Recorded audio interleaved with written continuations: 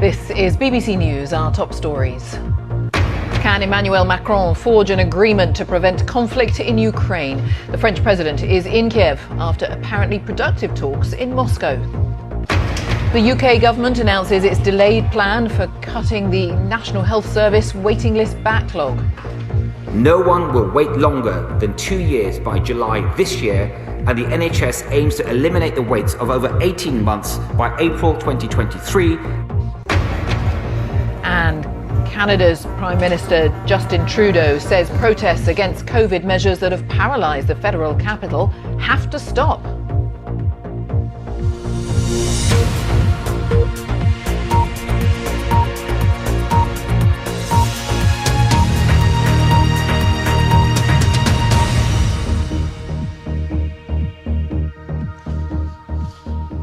Hello and a very warm welcome to BBC World News. The French President Emmanuel Macron has been holding talks in Ukraine with President Zelensky as part of wider efforts to try to de-escalate the crisis with Russia. He is the latest in a series of Western European leaders to lend public diplomatic support given the tense situation on the Ukraine-Russia border and NATO's eastern flank. Monsieur Macron had 5 hours of discussion with President Putin on Monday, and both leaders said there had been points of agreement. The Russian Defence Ministry has meanwhile said that 6 of its large landing ships have begun their passage into the Black Sea, which lies south of Ukraine. Let's get the very latest from our correspondent in Kiev, James Waterhouse. James, bring us right up to date with discussions. Well, Jane, the meeting has run an hour over. They've been in there for about an hour, for a couple of hours now. That's President Zelensky and Emmanuel Macron of France. Plenty to discuss, as you say, after the French leader met with Vladimir Putin last night. A constructive meeting, yes, but Russia again repeated its demands that Ukraine is never allowed to join NATO and that the alliance scales back its operations or its presence in the region, something which has been ruled out. Something which has angered ministers here is President Putin's suggestion that if Ukraine was to join NATO and then try and reclaim Crimea, which Russia illegally annexed, then that would lead to a full-scale conflict. What President Macron is going to be faced with in Kiev in this meeting, as we speak, are Ukraine's own red lines by President Zelensky, that Ukraine's territories are not debated, that they are recognised across the world, that there is no political recognition given to the occupied territories in the east by Russian-backed militants, and that the people of Ukraine have a democratic say on the country's foreign policy, its standing in the world. So these are two key red lines which are being thrashed out. There is faint optimism, though, in the sense that President Putin thinks there are grounds for further discussion. Those discussions are happening now. It'll be interesting to see what concessions, if any, are given by Ukraine, and crucially, President Macron will again have a conversation with President Putin at some point after today's discussions, and we will again once wait and see. But these continued diplomatic efforts are both welcomed by Ukraine and more broadly putting off any potential conflict at this stage. James, thank you very much. James Waterhouse in Kiev. Downing Street says the British Prime Minister Boris Johnson has no intention of apologising for his false claims that the leader of the opposition, Sir Keir Starmer, failed to prosecute the sex offender Jimmy Savile when Keir Starmer was the Director of Public Prosecutions. There's growing pressure on Boris Johnson to withdraw that claim after the Labour leader was targeted by an angry mob of protesters who accused him of protecting paedophiles. The Prime Minister has condemned the harassment. The Health Secretary has, in the last hour, announced the government's delayed plan to tackle England's record waiting list backlog. There are currently 6 million people waiting for elective treatment. More than 300,000 people have been waiting more than a year for operations like hip and knee replacements or surgery to correct sight problems. This is what the Health Secretary Sajid Javid has told MPs in the last few minutes. The plan sets the ambition of eliminating waits of longer than a year, waits in elective care, by March 2025.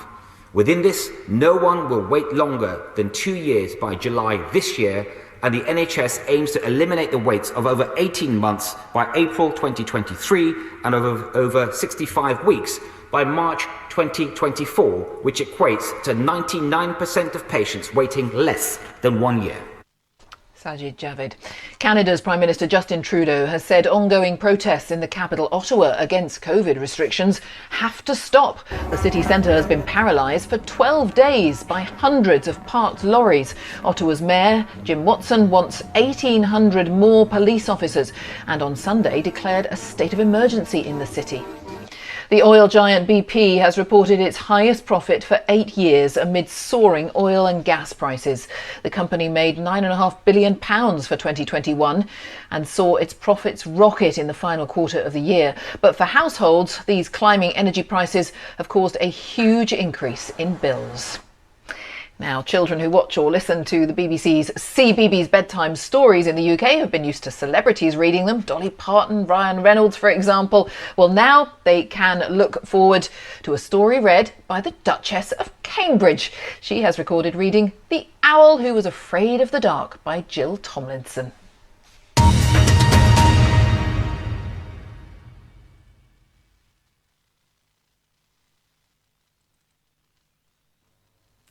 Hello. Plenty of sunshine to be found across the UK today, and thank you to our weather watchers for these glimpses of the skies where you are. Just a few clouds there on the horizon from Edinburgh, and as we head to the other end of the country, similarly bright blue skies across Kent, just some patchy cloud drifting through on the breeze.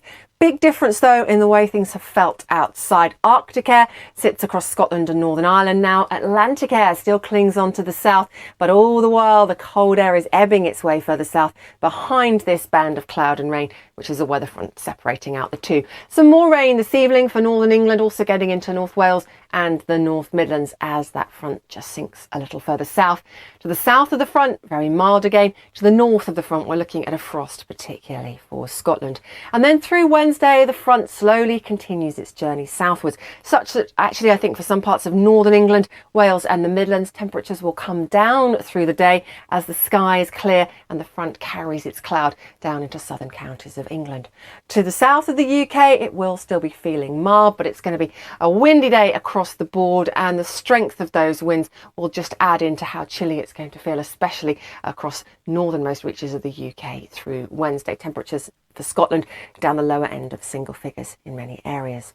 And then by Thursday, the front's off into the continent. We are all into the Arctic air. This is something we're going to need to watch closely. An area of low pressure that looks like it's going to deal a glancing blow to Scotland. Possibly some heavier, more persistent snow showers. Certainly, I think we will have widespread gales with winds gusting up to 50 to 60 miles per hour for some of the more exposed spots. Chilly across the board. You have to factor in the wind when you think about how it will feel when you step outside. And for the likes of Aberdeen and Stornoway, it's likely to feel below freezing.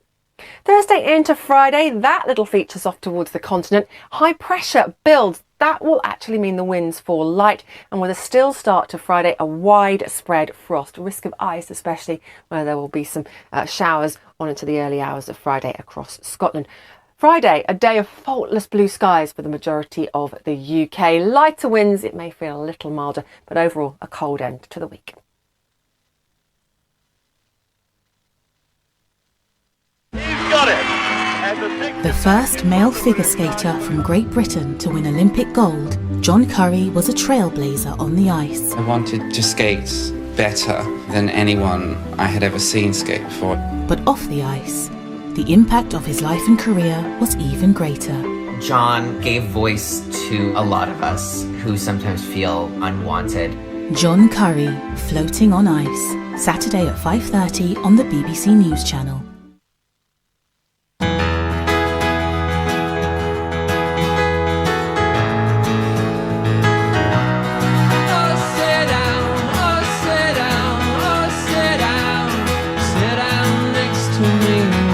And one person who's not sitting is Carol. What is your message to people like that this morning? Is that your position now? I'm BBC Breakfast, I take that all day.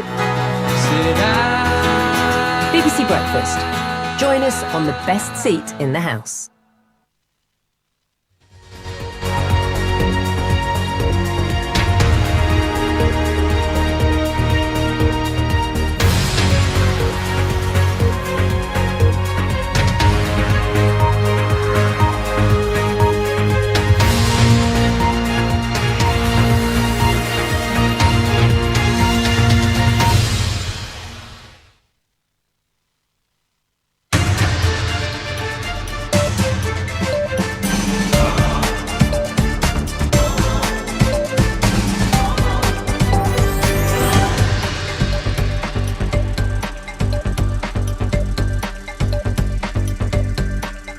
Hello, a very warm welcome to you. I'm Jane Hill. It is awards season, and in the next few minutes we'll be finding out which actors and filmmakers are nominated for the starriest of them all, the Oscars.